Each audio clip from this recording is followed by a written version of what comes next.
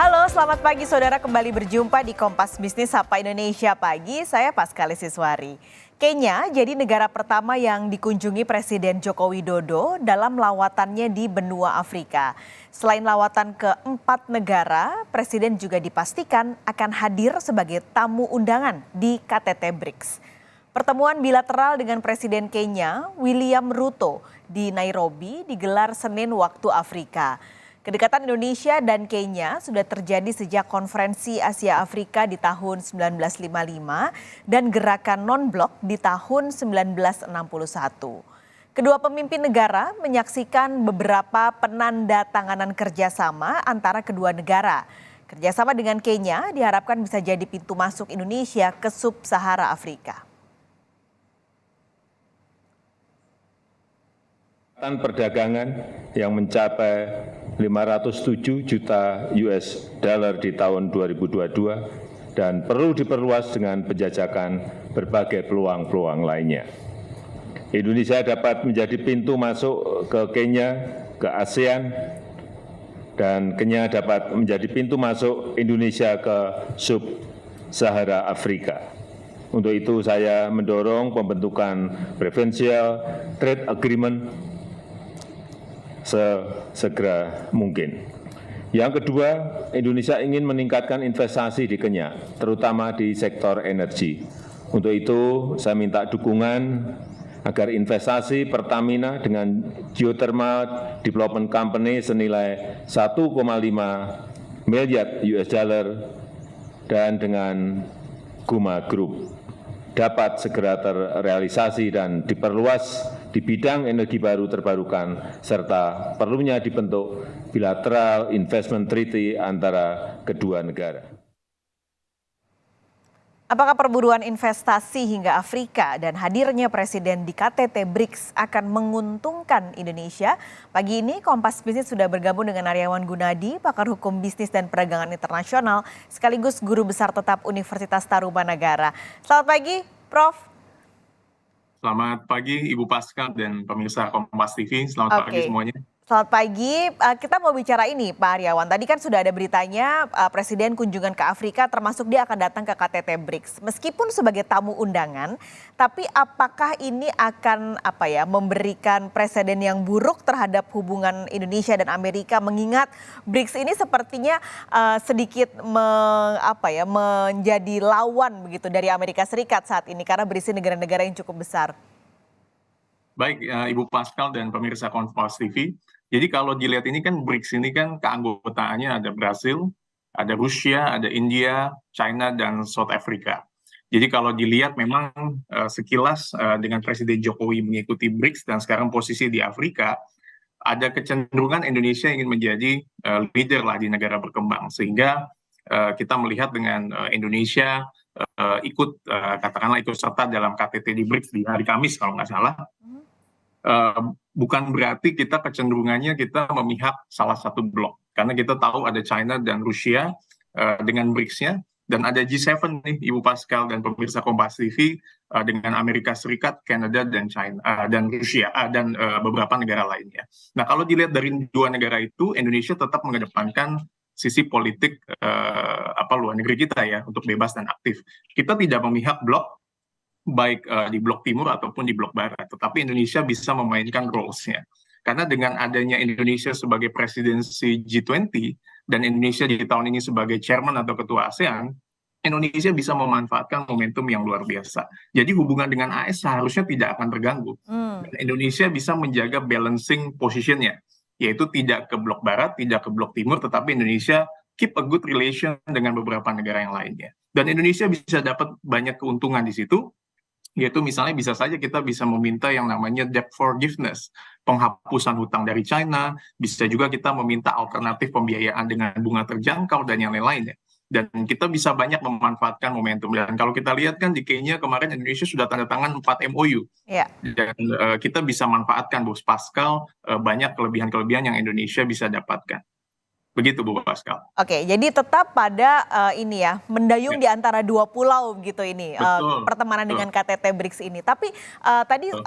Prof. Aryawan sempat nyinggung soal pendatangan kerjasama dengan Kenya. Ada beberapa negara lain yang akan dikunjungi Presiden. Adakah potensi investasi yang memang ini akan baik gitu untuk investasi, terutama untuk Indonesia dengan Afrika? Iya, ini menarik ya, karena kalau dilihat historical relation antara Indonesia dengan Afrika, kita kan mulai dengan waktu konferensi Asia Afrika tahun 55 di Bandung. Dilanjutkan dengan GNB atau Gerakan Non-Blok di 1961. Jadi Indonesia perdagangan dengan Afrika ini kan kalau dilihat di tahun 2022 sekitar 507 juta dolar AS. Dan Indonesia, Presiden Jokowi mengunjungi 4 negara, ada Kenya kemarin, Tanzania, Mozambik, dan Afrika Selatan. Dan 4 tanda tangan MOU yang dilakukan oleh Indonesia itu di bidang sektor yang sebenarnya cukup krusial untuk Indonesia untuk expand ke Afrika, yaitu ada energi, kesehatan, energi terbarukan seperti waktu kemarin dengan BPOM dan Kenya Farmasi. Nah, Kenya ini bisa dijadikan pintu masuk oleh Indonesia untuk bisa masuk pasarnya ke Afrika. Sekali lagi saya sampaikan bahwa pintu BRICS ini adalah pintu momen Indonesia sebagai ketua ASEAN untuk bisa memainkan role-nya di Afrika bahkan di dunia. Indonesia harus menunjukkan bahwa Indonesia adalah negara besar sehingga kita bisa memainkan peran kita di sana. Kalau dilihat misalnya, impor Kenya dari Indonesia itu sekitar 500 juta dolar AS, Bu Pascal dan pemirsa Kompas TV. Ekspor Kenya itu ke Indonesia hanya 100 juta dolar AS. Jadi sebenarnya kita bisa memaksimalkan potensi kita itu dengan Afrika Selatan. Jadi kalau dilihat komoditas apa nih yang katakanlah sangat diminati Indonesia, sangat diminati oleh Afrika. Kita bisa lihat misalnya kelapa sawit, kita bisa lihat kertas, pangan, garment. Bisa ada fintech yang kedepannya atau infrastruktur yang kita bisa kolaborasi dengan Afrika. Jadi momentum untuk kerjasama dengan Kenya adalah pintu masuk Indonesia ke Afrika, bahkan ke negara-negara dunia.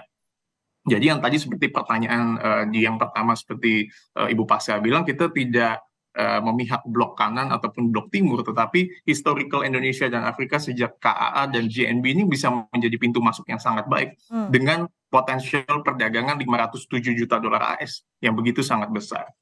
Ini Begitu. dengan kondisi, mungkin kita sama Afrika ini sama-sama negara yang negara berkembang. Tapi kan Indonesia ini punya juga ya, Prof, beberapa kerjasama terutama dengan negara-negara maju. Ada cepa-cepa yang sangat banyak itu. Nah, kalau dilihat dari kesetaraan dari Afrika dengan Indonesia, tapi ini kita lihat dengan Indonesia dan negara-negara maju, kadang kerjasamanya malah membuat barang-barang mereka ini banyak membanjiri Indonesia sehingga jadi tidak imbang begitu. Nah, apakah ada kerjasama-kerjasama atau beberapa kerjasama yang sebenarnya perlu dievaluasi supaya kita Indonesia ini tidak dirugikan? Ya, menarik Bu Pascal. Jadi sebetulnya Indonesia itu banyak mengadakan kerjasama bilateral, regional, dan multilateral dengan beberapa negara. Tetapi itu pun bukan hanya itu. Indonesia yang tergabung dalam ASEAN, atau kita sebutnya regional group, itu juga kerjasama dengan beberapa negara yang lain. Nah, seperti ASEAN dengan China, ASEAN dengan Jepang, ASEAN dengan Vietnam. Jadi Indonesia itu sebetulnya misalnya kerjasama dengan China itu bisa 3-4. Secara bilateralnya ada, secara regional yang tergabung dalam ASEAN ada, mungkin Indonesia kerjasama dengan Uni Eropa dan sebagainya. Nah, Indonesia itu harus punya apa ya, kalau menurut saya momentum untuk bisa melihat diferensiasi kita dengan produk negara yang lain. Jadi jangan sampai kita menandatangani 3 perjanjian atau lebih atau banyak perjanjian tetapi tidak komplementer. Jadi apa yang misalnya di negara lain tidak ada, di situ produk barang dan jasa kita masuk. Saya ambil contoh, di data IMF 2022, kita bicara data, total PDB BRICS misalnya itu sekitar 22,5 triliun dolar AS. Jadi di compare dengan G7 itu sebenarnya hanya 21,4 triliun. Jadi kalau dilihat ini sebenarnya momen Indonesia untuk masuk menjadi negara berkembang yang katakanlah lead dan bisa punya bargaining position yang tinggi itu sebenarnya bagus. Nah, yang dikejar tuh apa? Dengan adanya Jokowi kan tadi menyampaikan dalam speech dia akan menggerakkan PTA, Preferential Trade Agreement. Ada juga FTA. Nah, spirit fair trade itu tuh harus digaungkan.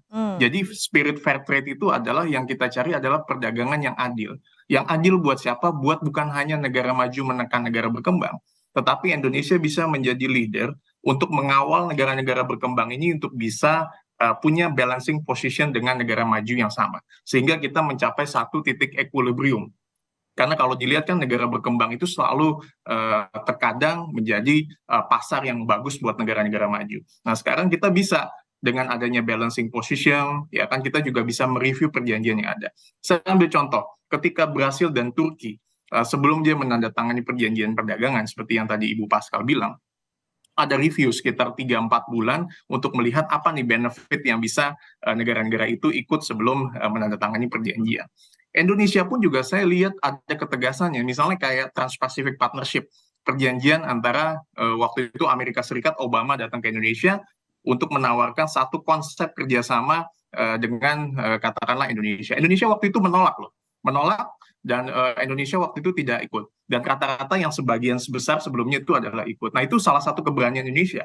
Kenapa? Karena kalau you mau ikut dengan kerjasama dengan Indonesia, apa yang menjadi keuntungan benefit buat negara kita, masyarakat Ya. Indonesia?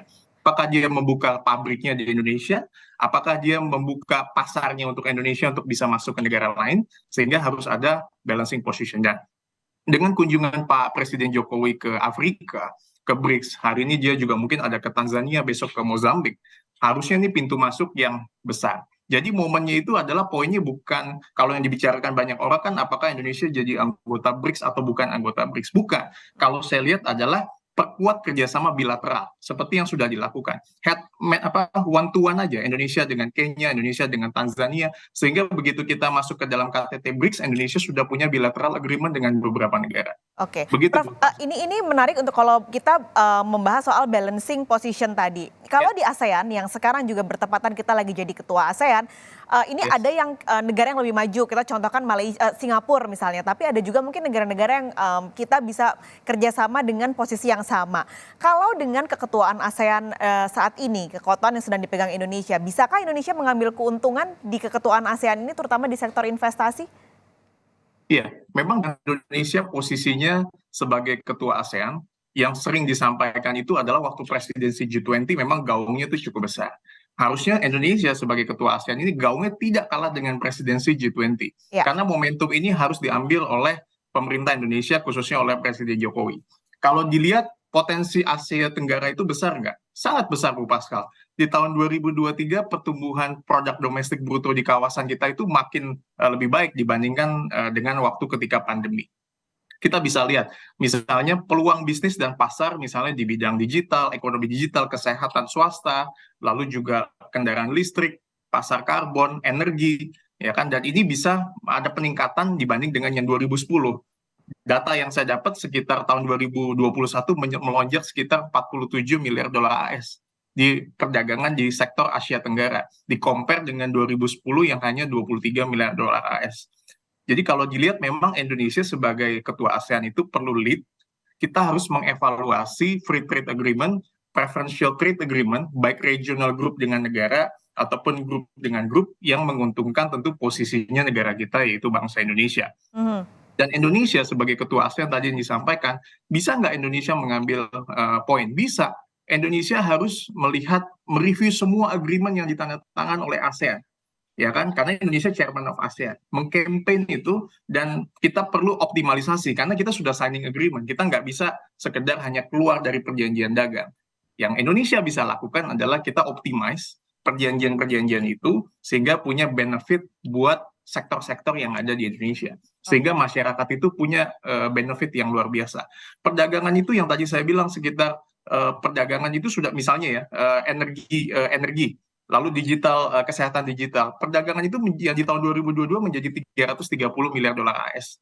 Ya kan, di tahun 2025 harapannya. Nah, itu kan potensi yang sangat besar. Jadi, sebagai ketua ASEAN ini menjadi momentum yang sangat baik untuk Indonesia bisa play the role, Indonesia bisa lead, dan mengevaluasi perjanjian perdagang mana nih yang benefit, mana yang kurang benefit.